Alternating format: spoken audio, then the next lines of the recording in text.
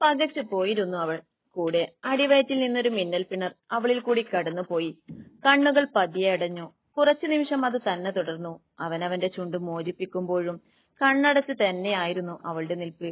കണ്ണു തുറന്ന് അച്ചുവിനെ നോക്കിയതും അവൾക്കൊന്ന് ചിരിച്ചുകൊടുത്ത് കവളിൽ പതിയെ തലോടി ഒന്നും പറയാതെ പുറത്തിറങ്ങി. ചുമരിൽ ചാരി കുറച്ചുനേരം ആ നിൽപ്പവൾ തുടർന്നു. ശേഷം ബോധം വന്നതുപോലെ അവന്റെ പിറകെ ഓടിയെങ്കിലും അവൻ അവിടെ നിന്നും പോയിരുന്നു. നെറ്റിയിൽ പതിയെ തലോടുമ്പോൾ അവൾ പോലും അറിയാതെ അവളുടെ അധരം വിടർന്നിരുന്നു. എന്താ അല്ലി മുഖം വല്ലാതിരിക്കുന്നേ? പോയി വന്ന വിശേഷം പറയുന്നതിന്റെ ഇടക്കാണ് പുറത്തുനിന്നും കേറി വരുന്ന അല്ലിയെ റെനയും ശിവയും കണ്ടത്. മുഖമാകെ കരഞ്ഞതുപോലുണ്ട്. അതൊന്നുമില്ലടാ, ഉറക്കം വരുന്നോണ്ടാവും. അതുകൊണ്ട് മാത്രാണോ? ഞങ്ങൾക്ക് അങ്ങനെ തോന്നണില്ല. റെന അതും പറഞ്ഞതും ശിവ അതിനെ ശരിവെച്ച് അവളെ സൂക്ഷിച്ചു നോക്കി. അല്ലി നല്ലതുപോലെ ഒന്ന് ഇളിച്ചു കൊടുത്തു രണ്ടിനും. അതില്ലേ, ഞാൻ ചെറുതായിട്ടൊന്ന് കരഞ്ഞായിരുന്നു. കണ്ണു ചിമ്മിയുള്ള അവളുടെ ചിരിയിൽ തന്നെ എന്തോ കള്ളത്തരം മണത്തതും രണ്ടും ഒരുപോലെ ചോദിച്ചു. താഴെ നടന്നതും കുറച്ചു മുന്നേ ദക്ഷയുടെ അടുത്ത് നിന്ന് അറിഞ്ഞതുമായുള്ള സകല കാര്യങ്ങളും അല്ലി വള്ളി പുള്ളി വിടാതെ അവരോട് പറഞ്ഞു. ശിവക്കുറനക്ക് കാര്യങ്ങളൊക്കെ അറിഞ്ഞ് നല്ല വിഷമം തോന്നി. എന്നാലും അല്ലി എന്തിനാ ഇങ്ങനെ സൈക്കോ പോലെ ചിരിക്കുന്നതെന്ന് അവൾക്ക് മനസ്സിലായില്ല. അല്ല, ഇതിലിപ്പോ സന്തോഷിക്കാനായിട്ട് ഒന്നുമില്ലല്ലോ. ഇതുവരെ പറഞ്ഞതിലില്ല, ഇനി പറയാൻ പോകുന്നതിലുണ്ട്. എന്താ പെണ്ണെ, കാര്യം ഒന്ന് തെളിച്ചു പറ. ദേഷ്യം വന്ന് റെന അവളോട് കലിപ്പായതും ബാക്കി കൂടിയല്ലേ അവരോട് പറഞ്ഞു. അതൊക്കെ കേട്ട് റെനക്ക് സന്തോഷവും ശിവക്ക് ഭയവുമാണ് വന്നത്. അല്ലി, അത് വേണ്ട, എനിക്കെന്തോ അത് ശരിയാവില്ല. നീ ഒന്നും മിണ്ടാതിരിക്കും ശിവ. അവളെ പറ്റി അറിഞ്ഞ അന്നു മുതൽ അവൾക്കിട്ടൊന്ന് പൊട്ടിക്കണമെന്ന് കരുതിയതാ, എനിക്കേ കഴിഞ്ഞില്ല. നീയെങ്കിലും പൊളിക്കുമുത്തേ. റെന ആദ്യം ശിവയെ വഴക്ക് പറഞ്ഞതും അവസാനം അല്ലിയെ പ്രോത്സാഹിപ്പിക്കുന്നത് കണ്ട് അല്ലി ഒന്ന് ചിരിച്ചു. നാളെ മുതൽ തന്നെ പ്രകടനം മഹി കാണാനിരിക്കുന്നേ ഉള്ളൂ. തൊമ്മോടി കൂടെ അവളും അവൾ ചിരിയാലെ ഓർത്തു. വന്നതു മുതൽ മഹിയുടെ മുഖം വാടിയാണിരിക്കുന്നത്. ദക്ഷ കാര്യം തിരക്കിയെങ്കിലും അവനൊന്നുമില്ല എന്ന് പറഞ്ഞൊഴിഞ്ഞു. അവന്റെ വിഷമം കണ്ട് അവൾക്ക് വിഷമം തോന്നിയെങ്കിലും അതൊക്കെ ഉടൻ മാറും എന്നുള്ളത് കൊണ്ട് ശ്രദ്ധിക്കാൻ പോയില്ല. ദക്ഷ, ഞാനിവിടെ താഴെയുണ്ട്. ഫോണിൽ നോട്ടിഫിക്കേഷൻ സൗണ്ട് കേട്ട് നോക്കിയ ദക്ഷ മെസ്സേജ് കണ്ടൊന്ന് ചിരിച്ചു റിപ്ലൈ അയച്ചു. ഞങ്ങൾ ക്യാബിനിലുണ്ട്, കം. മേയ്? ക്യാബിൻ അല്പം മാത്രം തുറന്നൊരാൾ അങ്ങനെ ചോദിച്ചതും ബദ്രിയുടെയും മഹിയുടെയും ശ്രദ്ധ അങ്ങോട്ടേക്കായി. ഉള്ളിലേക്ക് കേറി വരുന്ന ആളെ കണ്ട് മഹിയും ബദ്രിയും ഒരുപോലെ എഴുന്നേറ്റു. ദക്ഷയുടെ ചുണ്ടിൽ അപ്പോഴും ചിരിയുണ്ടായിരുന്നു. അല്ലി? ബദ്രിയുടെ അധരം ഒഴിഞ്ഞു. നിറപുഞ്ചിരിയായി മുന്നിൽ നിൽക്കുന്നവളെ കാണെ അവന് കണ്ണുകളെ വിശ്വസിക്കാനായില്ല. ആ മുഖത്ത് മുമ്പ് തന്നെ കാണുമ്പോഴുള്ള വെറുപ്പോ പകയോ ഒന്നുമില്ല. ബദ്രി, ഇതാ ഞാൻ പറഞ്ഞ കുട്ടി. ദക്ഷ മുന്നിലേക്ക് വന്ന അല്ലിയെ ഒന്ന് വരവേറ്റുകൊണ്ട് പറഞ്ഞു. മഹിക്ക് ഇവിടെ നടക്കുന്നതൊന്നും മനസ്സിലാവുന്നുണ്ടായിരുന്നില്ല. അവന്റെ നോട്ടം അത്രയും അല്ലിയിൽ മാത്രമായിരുന്നു. എന്നാൽ അവൾ തന്നെ ഒരു നോട്ടം കൊണ്ട് പോലും പരിഗണിക്കില്ല എന്നത് അവനിൽ വിഷമമുണ്ടാക്കി.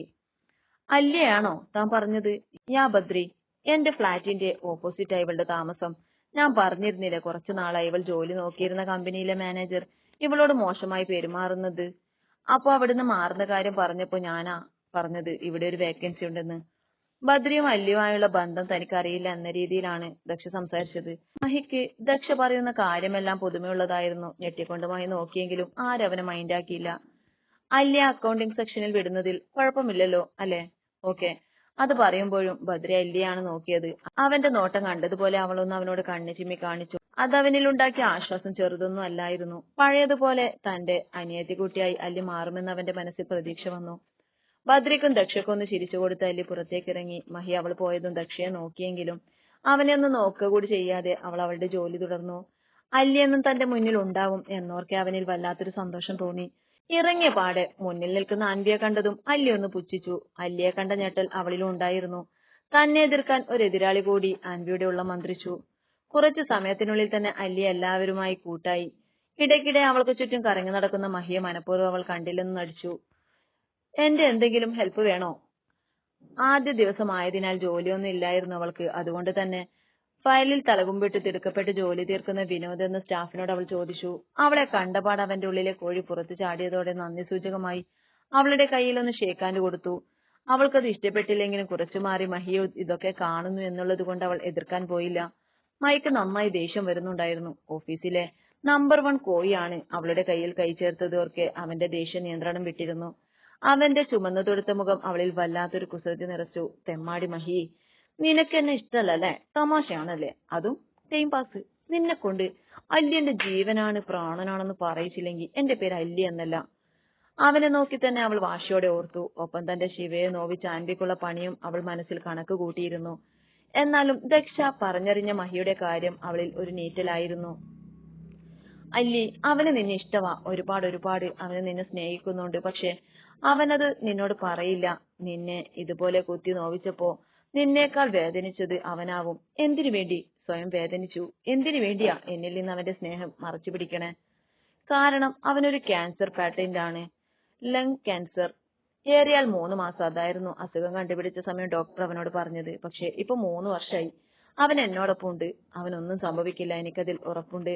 പക്ഷെ അവനതില്ല. എപ്പോഴും നിരാശയാണ്. നീയുമായി അടുത്താ പിന്നെ മരിക്കാൻ അവന് തോന്നില്ല എന്ന് പറഞ്ഞ് ഇന്നിങ്ങനെയൊക്കെ നിന്നോട് പറഞ്ഞിട്ടുണ്ടാവുക. ദക്ഷ അങ്ങനെ പറഞ്ഞതും അല്ലിക്ക് അവന്റെ അവസ്ഥയിൽ പാവം തോന്നുന്നതിനേക്കാൾ ദേഷ്യമാണ് തോന്നിയത്. അസുഖം ആർക്ക് എപ്പോ വേണമെങ്കിലും വരാം എന്നുള്ളതല്ലേ. ആ കാര്യം പറഞ്ഞ് അവളെ വിഷമിപ്പിച്ചതിൽ അവൾക്ക് ദേഷ്യം വന്നു. ഇതിനൊരു പാഠം അവനെ പഠിപ്പിക്കും എന്നവൾ കരുതിയിരുന്നത് തന്നെയായിരുന്നു. അവൾ ഓരോന്നോർത്ത് മുന്നിലേക്ക് നോക്കിയതും അവളെ തന്നെ വായും തുറന്ന് നോക്കിയിരിക്കുന്ന വിനോദിനെയും അവന് പിറകെയായി കലിപ്പിൽ കയ്യും കെട്ടി നിൽക്കുന്ന മഹിയെയുമാണ് കണ്ടത്. അവൻ അങ്ങനെ അവിടെ കണ്ടതിലുള്ള പകപ്പ് അവൾക്കുണ്ടായെങ്കിലും അത് വിദഗ്ധമായി മറച്ചു പിടിച്ചു. അങ്ങനെ ഒരാൾ ഇവിടെ നിൽക്കുന്നു എന്ന് പോലും കണ്ടില്ല എന്ന രീതിയിൽ വിനോദിനോടുള്ള സംസാരം തുടർന്നു. താനെല്ലാം ഒന്ന് കറക്റ്റ് ആണോന്ന് നോക്ക്. ഞാൻ ഇതൊക്കെ സിസ്റ്റത്തിൽ എൻ്റർ ചെയ്യാം. അത് വേണ്ട, അല്ലി പറഞ്ഞു തന്നോളൂ, ഞാൻ ചെയ്യാം. വെറുതെ എന്തിനാ കണ്ണു ചീത്തയാക്കുന്നേ? ഇളിച്ചുകൊണ്ടുള്ള വിനോദിന്റെ ഒലിപ്പിക്കൽ കേട്ട് ദേഷ്യത്തിനേക്കാൾ കൂടുതൽ അല്ലിക്ക് ചിരി പൊട്ടി. മഹിയുടെ മുഖത്ത് മിന്നിമറിയുന്ന ഭാവങ്ങൾ തന്നെയാണ് അതിന് കാരണവും. ഇടം കണ്ടിട്ട് മഹിയെ നോക്കിയപ്പോ അവന് കലിപ്പിൽ വിനോദിനെ മാത്രമാണ് ഫോക്കസ് ചെയ്തിരിക്കുന്നത്. വിനോദ്! പെട്ടെന്ന് മഹിയുടെ കടുപ്പത്തിലുള്ള വിളി കേട്ട് വിനോദ് പിന്നിലേക്ക് നോക്കി. ശേഷം എന്തെന്നാൽ ഭാവത്തിൽ അവനെ മാത്രം ശ്രദ്ധിച്ചു. നിന്നെ ദക്ഷ മാഡം അന്വേഷിക്കുന്നുണ്ട്. ഈ ഫയലൊക്കെ എടുത്ത് പോകാൻ പറഞ്ഞു. അല്ലിയുടെ മുഖത്ത് നോക്കിയായിരുന്നു അവനത് പറഞ്ഞത്. മഹിയുടെ മുഖത്തൊന്ന് നോക്കുക പോലും ചെയ്യാതെ അല്ലി വിനോദിനെ നോക്കി. മാഡം വിളിക്കുന്നോ? എന്തിനാണോ ആവോ? അല്ലി, താൻ എന്നെ ഒന്ന് ഈ ഫയലൊക്കെ അവിടെ കൊണ്ടുപോവാൻ ഹെൽപ്പ് ചെയ്യോ? ഒരുമിച്ചെടുക്കാൻ പറ്റില്ല, അതാ. ഷുവർ. അവനെടുത്ത ഫയലിൽ നിന്ന് കുറച്ച് അല്ലിയുടെ കയ്യിലേക്ക് കൊടുത്തു. തന്നോട് ഇത് ഒറ്റയ്ക്ക് കൊണ്ടുപോകാനാ പറഞ്ഞത്. മാത്രമല്ല അല്ലിക്ക് മറ്റൊരു വർക്ക് കൊടുക്കാൻ മാഡം പറഞ്ഞിട്ടുണ്ട്. പോകാൻ നിന്ന് അവരുടെ മുന്നിലേക്ക് വന്നുകൊണ്ട് മഹി പറഞ്ഞതും വിനോദ് അല്പം വിഷമത്തോടെ അല്ലിയെ നോക്കി. അവൾ അവനോട് വിഷമമുള്ളതുപോലെ അഭിനയിച്ച് ഫയലൊക്കെ കയ്യിൽ കൊടുത്തു. പോയിട്ട് വരാവേ. കണ്ണിറുക്കി വിനോദ് പറഞ്ഞതും മഹിയുടെ മുഖം ചുമന്നു. പല്ലിറുമ്പി നോക്കിയതും അവനെ ഒന്നുകൂടി ചൊടിപ്പിക്കാൻ അല്ലി വിനോദിനെ ചിരിച്ചുകൊണ്ട് ടാറ്റ കാണിച്ചു. അവൻ പോകുന്നത് നോക്കി നിന്ന് പെട്ടെന്ന് അല്ലി മഹിയുടെ നേരെ തിരിഞ്ഞു. ദേഷ്യം കൊണ്ട് വലിഞ്ഞു മുറുകിയ മുഖം മാറിൽ കൈപിണച്ചു കെട്ടി മുന്നിൽ നിൽക്കുന്ന അല്ലിയെ കാണെ അലിഞ്ഞു പോകുന്നതായി തോന്നി മഹിക്ക്. എന്ത് വർക്കാ വെച്ചു തരാൻ പറഞ്ഞേ? അല്ലി, എനിക്ക് നിന്നോട് കുറച്ച് സംസാരിക്കണം. എന്താ കാര്യം? മഹി അങ്ങനെ പറഞ്ഞതും അല്ലി ടേബിളിൽ ചാരി നിന്ന് അവനോട് ചോദിച്ചു. അതൊട്ടും അവൻ പ്രതീക്ഷിച്ചിരുന്നില്ല. സാധാരണ ദേഷ്യമുള്ളവർ ഒന്നും കേൾക്കണ്ട എന്ന് പറഞ്ഞു പോകുന്നതല്ലേ പതിവ്. അങ്ങനെ പോകുവാണെങ്കിൽ അവളെ പെട്ടെന്ന് ഹഗ് ചെയ്ത് സോറി പറഞ്ഞ് കിസ് കൊടുക്കാം എന്നായിരുന്നു അവന്റെ മനസ്സിൽ. ഇതിപ്പോ കാര്യം കേൾക്കാനുള്ള തയ്യാറെടുപ്പിൽ നിൽക്കുന്ന അല്ലിയെ കണ്ട് പറയാനും ചെയ്യാനും ഒക്കെ വന്നത് മഹി മറന്നിരുന്നു. എന്താ പറയാനില്ലേ ഒന്നും? അവന്റെ നിൽപ്പും നോട്ടമൊക്കെ കണ്ട് അവൾക്ക് ചിരി പൊട്ടിയിരുന്നു. അത് ഞാൻ ഇന്നലെ അല്ലി, ബോസ് വിളിക്കുന്നുണ്ട്. മഹി എന്തോ പറയാൻ തുടങ്ങിയതും പുറത്ത് ആരോ വന്ന് അല്ലിയെ വിളിച്ചു. മഹിയൊന്ന് നോക്കി അല്ലി പുറത്തേക്ക് പോയി. അവൾ പോകുന്നത് നോക്കി മഹി നിർവികാരത്തോടെ നിന്നു. എല്ലാം അവളോട് പറയണമെന്നുണ്ട്. പക്ഷെ എന്തോ ഒന്ന് അവനെ അനുവദിക്കാത്തത് പോലെ. അവന്റെ മനസ്സിലുള്ളത് സ്നേഹം അവൾ അറിയരുതെന്നും അവളെ പണ്ടത്തെ പോലെ നല്ലൊരു ഫ്രണ്ടായി അവന് വേണമെന്ന് അവൻ ആഗ്രഹിച്ചു. ശിവ, പേടിക്കേണ്ട, അച്ചുസാറിനൊന്നും വരില്ല. കണ്ണാടിക്ക് മുന്നിൽ നിന്നെന്തോ ആലോചനയിലായിരുന്ന ശിവയുടെ പിന്നിൽ നിന്ന് കെട്ടിപ്പിടിച്ച് തോളിൽ മുഖം ചേർത്തിറാൻ അവളോട് പറഞ്ഞതും ശിവ ഒരു ചിരി വരുത്തി മുഖത്ത്. പക്ഷെ എനിക്കെന്തോ പേടി തോന്നാറന. അച്ചുവിന്റെ ബുദ്ധിയിൽ നിന്ന് അവൾ പോയിട്ടുണ്ടെന്നേ ഉള്ളൂ. മനസ്സിലിപ്പോഴും ഐഷു അങ്ങനെ തന്നെയുണ്ട്. ഇടയ്ക്കിടെ അത് അച്ചുവിന് അറിയാനും പറ്റുന്നുണ്ട്.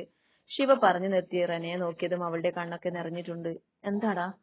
ശിവ ശരിക്കും പറഞ്ഞ എനിക്ക് അച്ചു സാറിന്റെ മനസ്സിൽ നിന്ന് എന്റെ ഇത്തുവിനോടുള്ള തെറ്റിദ്ധാരണ മാറണമെന്ന ആഗ്രഹമുണ്ട്. ഇത്ത് അവളുടെ ജീവിതത്തിൽ കുറച്ചുപേരെ നെഞ്ചോട് ചേർത്ത് സ്നേഹിച്ചിട്ടുള്ളൂ. അതിലേറ്റവും സ്നേഹം അവളുടെ അച്ചേട്ടനോടായിരുന്നു. പക്ഷെ ആ അച്ചേട്ടൻ തന്നെ മറ്റാരേക്കാളും അവളെ വെറുത്തിരിക്കുന്നു എന്നത് സഹിക്കാൻ പറ്റണില്ല. കരഞ്ഞുകൊണ്ട് റന ഓരോന്ന് പറയുന്നുണ്ടെങ്കിലും അതിൽ നിന്നൊന്നും ശിവ കാര്യം മനസ്സിലാവുന്നുണ്ടായിരുന്നില്ല. എന്നാലും അവൾക്കൊന്നു മാത്രം മനസ്സിലായി. അച്ചു ഐശുവിനെ മറന്നത് റനയെ സംബന്ധിച്ച് ഏറ്റവും വിഷമമുള്ളതാണെന്ന്. റനയെ സമാധാനിപ്പിച്ച് അവൾ താഴേക്ക് വന്നു. അവിടെ അവളെ കാത്തുന്നോണം അച്ചുവും ഉണ്ടായിരുന്നു. പതിവ് കള്ളച്ചിരിയും സ്റ്റൈലും ഒക്കെ ആ മുഖത്തുണ്ടായിരുന്നു. അവനെ നോക്കിയൊന്ന് ചിരിച്ച് അവളും കാറിൽ കയറി. മിസ്റ്റർ അലക്സ്, നിങ്ങൾ പറയുന്നത് ശരിയായിരിക്കാം. ബട്ട് ഇതൊന്നും നിങ്ങൾ പറഞ്ഞ കോൺട്രാക്റ്റിലോ നിങ്ങളുടെ എഞ്ചിനീയർ തയ്യാറാക്കിയ മോഡലിലോ ഇല്ല.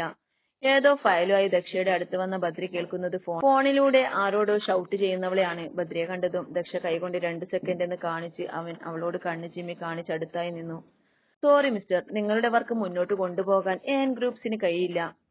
അത്രയും പറഞ്ഞു ദക്ഷ ഫോൺ വെച്ചു. അവളുടെ മുഖമാകെ ചുമന്നിട്ടുണ്ട്. ആള് നല്ല കലിപ്പിലാണെന്ന് അവളുടെ മുഖം കണ്ടപ്പോ തന്നെ ബദ്രിക്ക് മനസ്സിലായി. തലയിൽ കൈവച്ചിരിക്കുന്നുണ്ട് ബദ്രി. അവൾക്ക് ഓപ്പോസിറ്റായി ഇരുന്നു. ദക്ഷ, എന്താടോ? ബദ്രിയുടെ ചോദ്യം കേട്ട് അവൾ തല ഉയർത്തി ശ്വാസം വലിച്ചുവിട്ട് അവനെ നോക്കി കണ്ണു ചിമ്മി. അലക്സ് ആയിരുന്നു. അയാളിപ്പോ പുതിയ ഓരോ കാര്യം പറഞ്ഞു വരുവാ. ആദ്യം പറഞ്ഞ ബഡ്ജറ്റിൽ നിന്ന് ഒരുപാട് കൂടുതലാ ഇപ്പൊ പറയുന്നത്. So I denied it. അവളുടെ സംസാരം കേട്ട് ബദ്രി ഒന്ന് ചിരിച്ചു. ബദ്രി, എന്തിനാ ഇപ്പൊ ചിരിച്ചേ? അല്ല, ചുമ്മാ. തന്റെ ദേഷ്യം വന്ന മുഖം കാണാൻ നല്ല ഭംഗിയുണ്ട്. ദക്ഷ ഒരു സംശയത്താലെ അത് ചോദിച്ചതും. അവന്റെ മറുപടി കേട്ട് അവളുടെ മുഖം വീണ്ടും ചുമന്നു. പക്ഷെ ഇപ്രാവശ്യം അത് നാണം കൊണ്ടാണെന്ന് മാത്രം. അന്ന് മുടങ്ങിപ്പോയ പ്രൊജക്ട് വരുന്ന മൺഡേ ചെയ്യുന്നതിനെ കുറിച്ച് സംസാരിച്ച് തിരിച്ചു പോകാൻ നിന്ന ബദ്രി കണ്ടത് ക്യാബിനകത്തേക്ക് ഉറ്റുനോക്കുന്ന ആൻവിയാണ്. അവളെ കണ്ടതും പോകാൻ നിന്ന ബദ്രി ചെയർ നീക്കി ദക്ഷയുടെ തൊട്ടടുത്ത് വന്നിരുന്നു. അവന്റെ പ്രവൃത്തിയിൽ അവളൊരു നിമിഷം ഞെട്ടിപ്പോയി. അവളുടെ നോട്ടം കണ്ടതുപോലെ അവനൊന്ന് സൈറ്റടിച്ചു. വീണ്ടും ഞെട്ടിക്കൊണ്ടുള്ള അവളുടെ നോട്ടം അവനും ഒരു കൗതുകമായിട്ട് തോന്നി. ഇങ്ങനെ വരാൻ വഴിയില്ലല്ലോ. അവന്റെ കള്ളച്ചിരി കാണാൻ മനസ്സിൽ അതുമൊഴിഞ്ഞു ദക്ഷ പതിയെ ചുറ്റും നോക്കി. മുഷ്ടി ചുരുട്ടി അവിടെയായി നിൽക്കുന്ന ആൻവിയെ കണ്ട് കാര്യം മനസ്സിലായ പോലെ അടുത്ത നിമിഷം അവളും തകർത്തു. പതിയെ ആൻവിയെ കാണിക്കാൻ തുടങ്ങിയ നാടകം ഇരു ഹൃദയങ്ങളെയും ഒരേ താളത്തിൽ തുടിപ്പിച്ചു. കണ്ണുകൾ പരസ്പരം ഇടയ്ക്കിടെ കൊരുത്തു വലിച്ചു. ബദ്രിയുടെ സാന്നിധ്യം കാരണം ദക്ഷയുടെ കൈ വിറക്കാൻ തുടങ്ങി.